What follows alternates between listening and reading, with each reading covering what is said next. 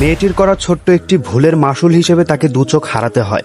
আসলে একদিন এক অন্ধ লোকের টাকা ভর্তি ব্যাগ নিচে পড়ে যায় এবং তার ব্যাগে থাকা সমস্ত টাকা পয়সা মাটিতে পড়ে যায়। এই মেয়েটি সেখানেই পরিচ্ছন্ন কর্মীর কাজ করছিল। এমন সুযোগ পেয়ে মেয়েটি কিছু টাকা সেখান থেকে সরিয়ে ফেলে।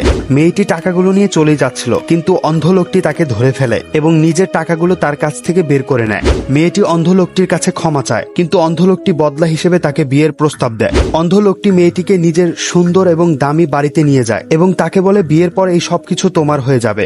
এটা শুনে মেয়েটি খুব খুশি হয়ে যায়, কোনো কিছু না ভেবে বিয়ের কাগজে স্বাক্ষর করে ফেলে। সমস্ত বাড়িঘর পাওয়ার কিছুদিন পর মেয়েটি অন্ধ লোকটিকে বলে, আমি তোমার সাথে থাকতে চাই না, আমার তালাক চাই। এটা শুনে অন্ধ লোকটি বলে, আচ্ছা ঠিক আছে, কোনো সমস্যা নেই। এরপর তাকে খাওয়ার জন্য এক ড্রিঙ্কস দেয় যেখানে বেহুশ হওয়ার ঔষধ মেশানো ছিল। পরের দিন যখন মেয়েটির হুঁশ ফেরে তখন সে দেখতে পায় তার চোখে পট্টি বাঁধা। বন্ধুরা, এরপর কি হবে? পার্ট 2 দেখার জন্য ভিডিওটিতে একটি লাইক এবং চ্যানেলটি সাবস্ক্রাইব করুন।